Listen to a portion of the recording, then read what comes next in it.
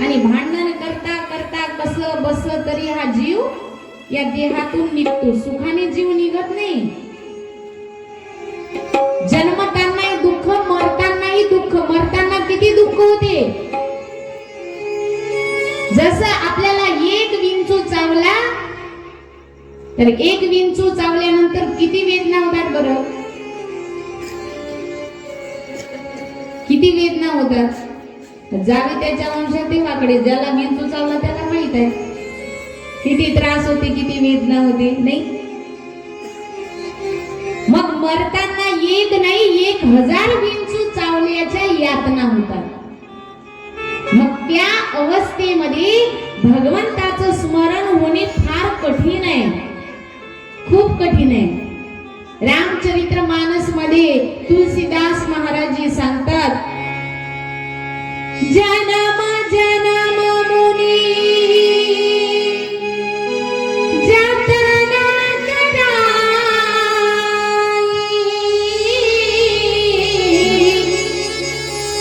अंतकाल राम कही आवत नाही. ओ राम सिया राम रे सिया राम सिया राम रे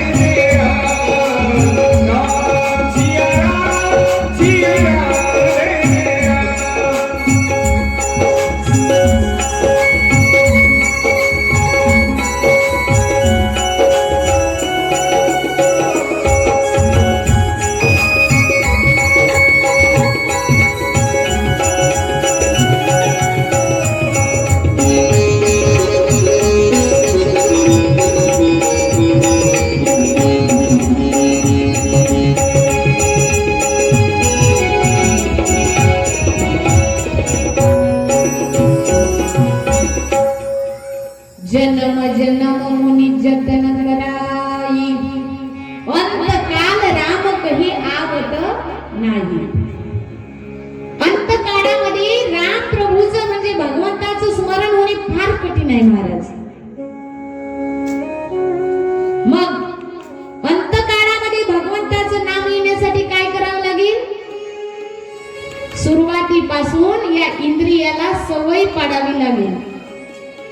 कशाची. गुलाबजामुन खाण्याची.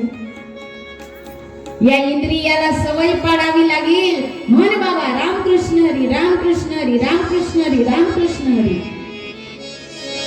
जेव्हा या तुमच्या इंद्रियाला सवय लागेल तेव्हाच अंतकाळामध्ये या मुखातून रामकृष्ण हरी निघेल, नाहीतर कदापि शक्य नाही महाराज. घेताना घेताना विठोबाचे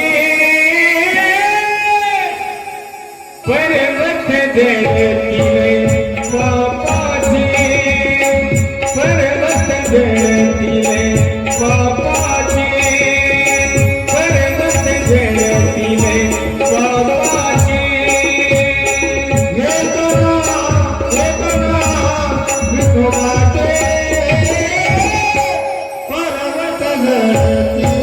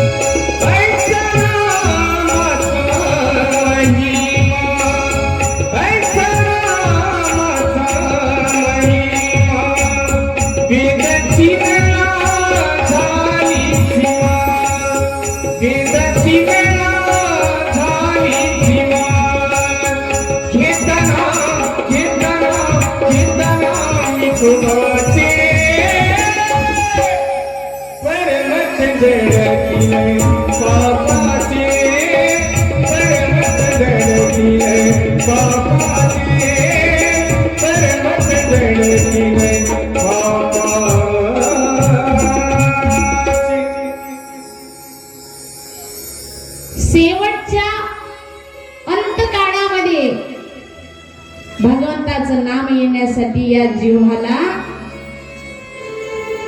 सवय पाडावी लागली रामकृष्ण हरी म्हणण्याची. आणि म्हणून तुकोबाराय म्हणतात व्याजसाठी केला होता अट्टाहास आणि शेवटचा दिसो गोड. जेव्हा सामान्य जीव मरतो तेव्हा आपल्यासारखे लोक जातात आणि म्हणतात घे बाबा माझ्या हातचं 1 चम्मच पाणी पे, 1 चम्मच दूध पे. ते दूध त्याच्या घरच्या खाली उतरतही नाही तरी जबरदस्तीने टाकतो आपण. पण माझं स्वयंमत आहे एखादा जीव जर शेवटच्या स्टेपवर जाऊन पोहोचला असेल तर त्या जीवाला प्रेरित केलं पाहिजे. पाणी नका पाजू, काही फायदा नाही. जेव्हा पाणी पाजायचं होतं तेव्हा पाजलं नाही ना, आता पाजून काय उपयोग. जेव्हा दूध द्यायचं होतं तेव्हा दूध दिलं नाही, दुधाचा चाय दिला नाही, आता दूध पाजून काय उपयोग. माझं स्वयंमत आहे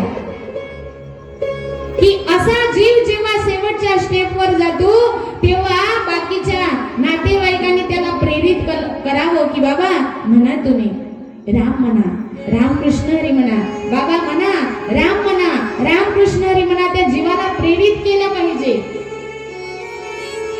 कारण तो जीव अंत समयी यातना भोगत असतो, त्रास होत असतो, त्याच्यामुळे त्याला सुचत नाही. म्हणून बाकीच्या लोकांनी प्रेरित केलं आणि तो राम राम म्हणता म्हणता जर गेला तर अर्धे पुण्याचे वाटेकरी तुम्ही व्हाल. अर्धे पुण्याचे वाटेकरी तुम्ही व्हाल, हे लक्षात घ्या. मग तुकोबारायांनी एवढी भक्ती केली कशासाठी तर शेवटचा दिवस गोड करण्यासाठी. आपण सगळा एवढा अट्टाहास करीत आहोत.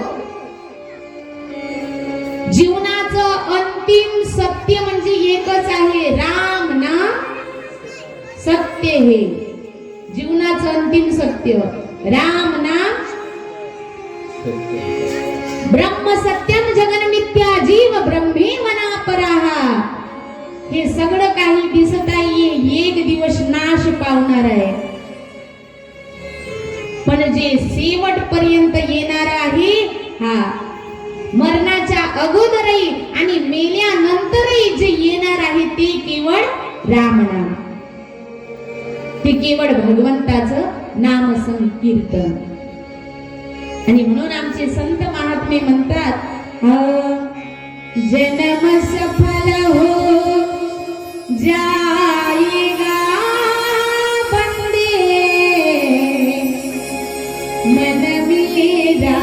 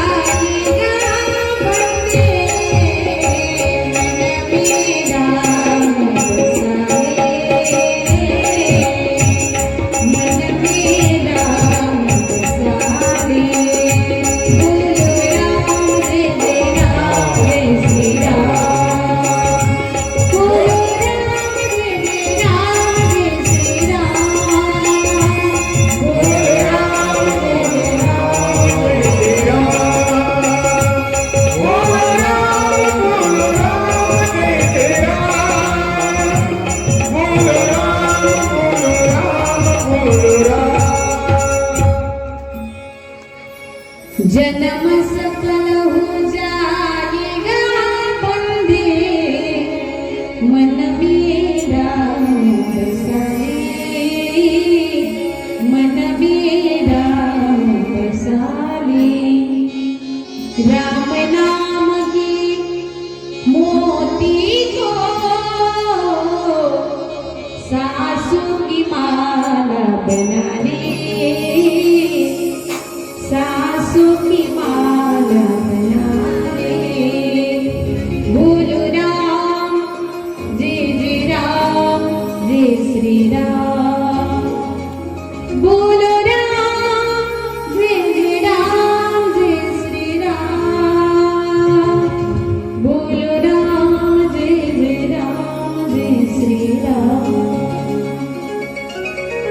सिया बलरामचंद्र भगवान की जय। बोलिए जगदंबा माता की जय। मला सांगा, असं जर देवाचं नाव घेऊन आपण जर गेलो वरती, तर खरंच आपल्याला डुकराची योनी, बकऱ्याची योनी, कुत्र्याची योनी मिळेल का? कदापि शक्य नाही। आणि म्हणून जी काही पशु पक्ष्यांची योनी प्राप्त होती त्याला वासना कारणीभूत आहे। आणि जी अद्रिका नावाची अप्सरा, आपला मूळ पॉइंट, मुद्द्यावर येऊया बरं। कुठेही आपण जरी फिरलो गोल बाजारामध्ये तरी आपल्याला कृष्णनगर मध्ये यायचं आहे, लक्षात घ्या। जी अद्रिका नावाची जी अप्सरा होती तिला माशाचं रूप म्हणजे माशाची योनी का प्राप्त झाली?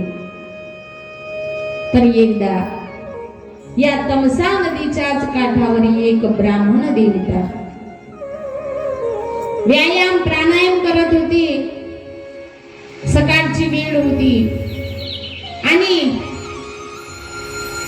व्यायाम प्राणायाम करत असताना ही अप्सरा तमसा नदीमध्ये गेली आणि उन्मत्त होऊन त्या ब्राह्मणाचे पाय ओढले पाण्यामध्ये। ब्राह्मणाचे पाय ओढले, ब्राह्मण देवतेला राग आला आणि रागाच्या भरामध्ये त्यांनी श्राप दिला, हे अप्सरा, कामाने उन्मत्त झालेली तू माझे पाय कशाला ओढते?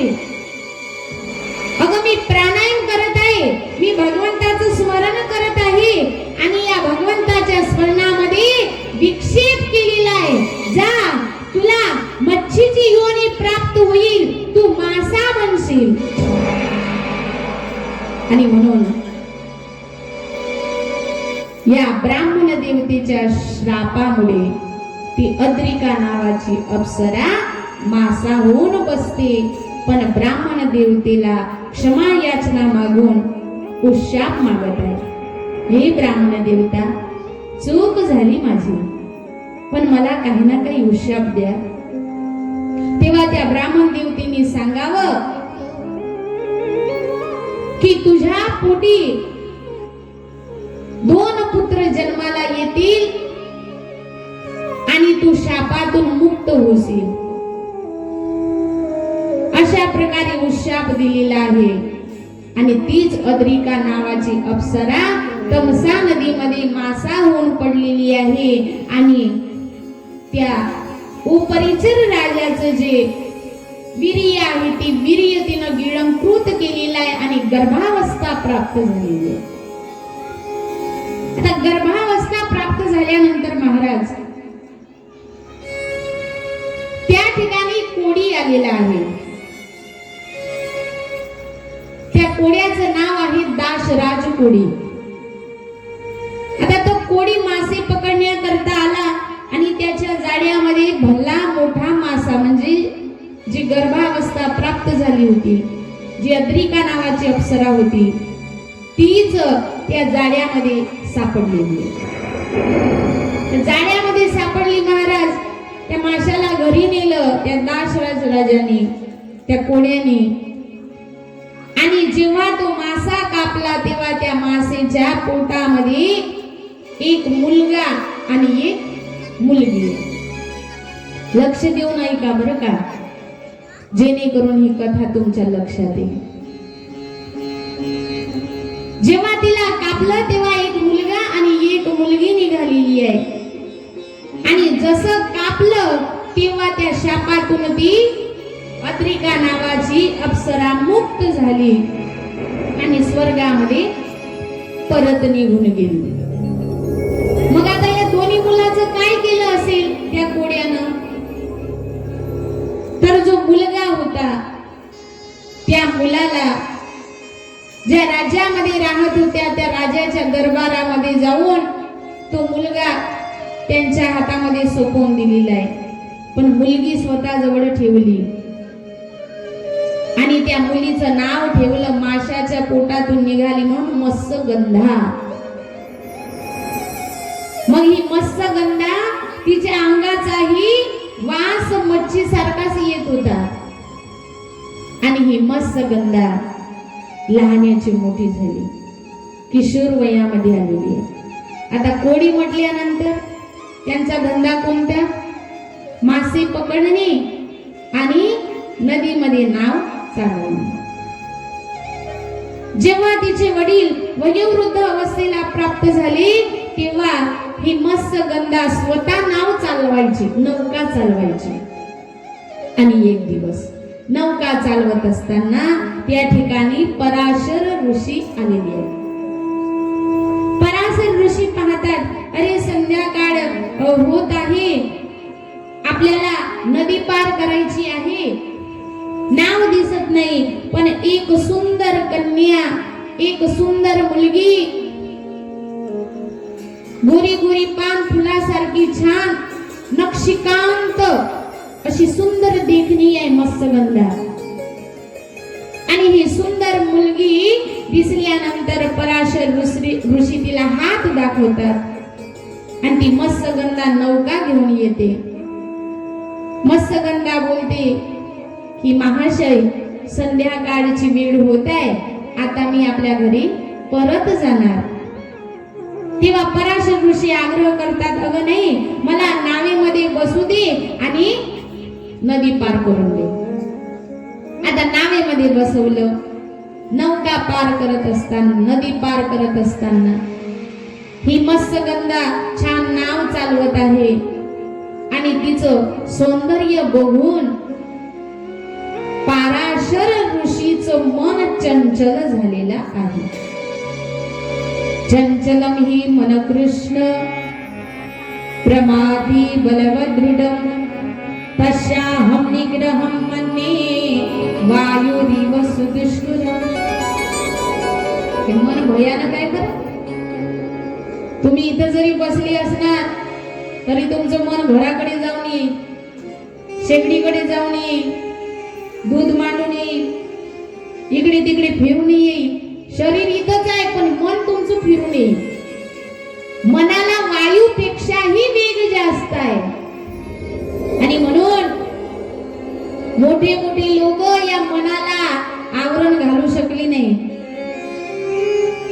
मन वढाय वढाय उभ्या पिकातील ढोर, किती हाकल हाकल तरी जाते पिकावर.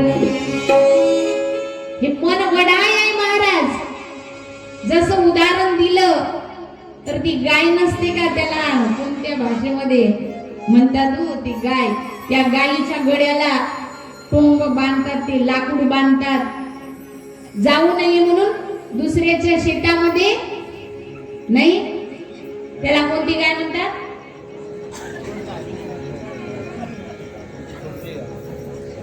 ती गाय सतत सतत पिकावर जाते म्हणून तिच्या गळ्यामध्ये लाकूड बांधतात, जाऊ नये म्हणून.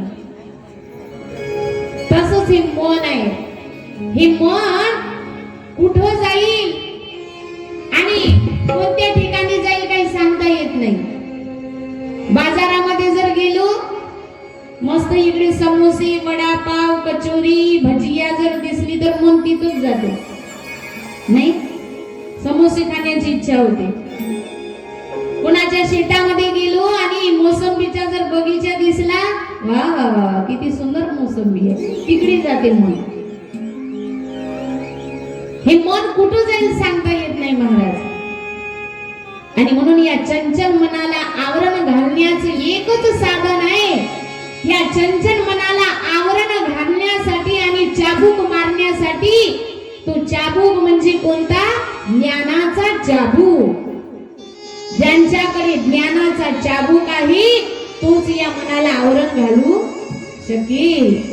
नाहीतर ये मन बडा चंचल है, कितना इसे समझाए. ये मन बडा चंचल है, कितना इसे समझाए.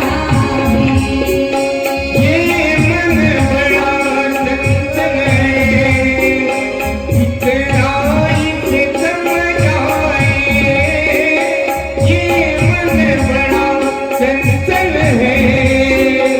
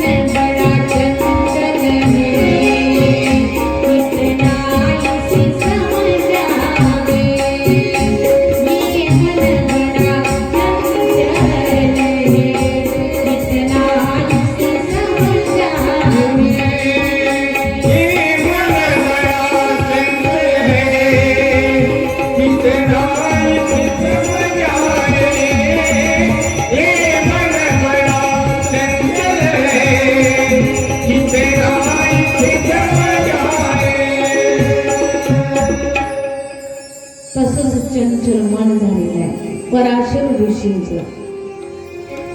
तिचं सौंदर्य बघून पराशर मुनींचं मन चंचल झालेलं आहे.